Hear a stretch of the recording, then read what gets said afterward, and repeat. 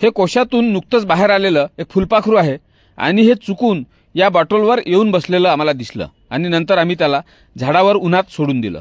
हे माझ्या हातावर जे आहे हे कॉमन क्रो नावाचं फुलपाखरू आहे।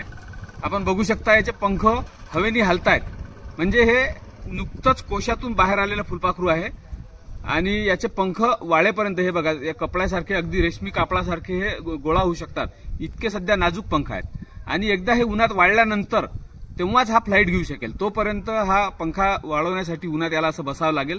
तर हे चुकून ह्या ठिकाणी आलं तर आपल्याला बघता येईल की कोशातून बाहेर निघालेल्या फुलपाखराचे पंख कसे नाजूक आणि अगदी मुलायम रेशमी कापडासारखे असतात। हा आहे कॉमन क्रो बटरफ्लाय। याला कन्हेरीच्या झाडावर उन्हात आम्ही सोडून दिलं आणि नंतर ते उडून गेलं।